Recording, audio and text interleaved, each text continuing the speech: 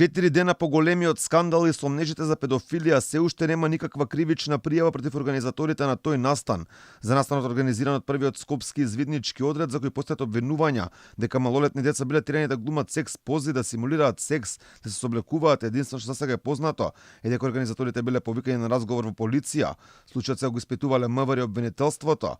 Дека можеби е потребна кривична одговорност за овој настан смети претседателот на првата детска амбасада Медјаши, Драги Змијанац. Дали излегло од контрола или било по план и програма, треба јавното обвинителство да истражи. Ако треба и кривична одговорност да се побара, нема амнестирање од одговорноста ако ова се случило. Уште поголема дамка на целиот овој случај фрла фактот дека истиот бил финансиран со пари на граѓаните, односно средства на градот Скопје. Вториот човек на ВМРО ДПМН Александар Николовски, повикан одговорност од градоначалникот Шилегов, велејќи дека градот можел да ги побара парите назад ако навистина градската администрација не стои за овој настан. Да каже зошто давал пари на здруженија, на извидници, кои што ги сквернаваат нашите деца, кои што им ги уништуваат животите.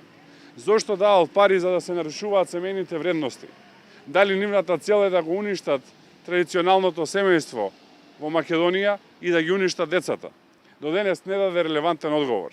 Ако навистина нема врска со целата таа работа, зашто не побара да се вратат парите и да одговараат тие кои што го направиле тоа?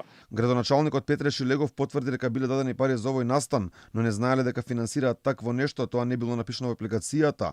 Од првиот скопски извиднички одред пак реагираа дека биле погрешно сватени. Тие велат настанот воопшто не бил именуван секс извидници и рок-н-рол, туку есенски бакнежи и прегратки. Овој случај ќе го истражува и народниот правобранител.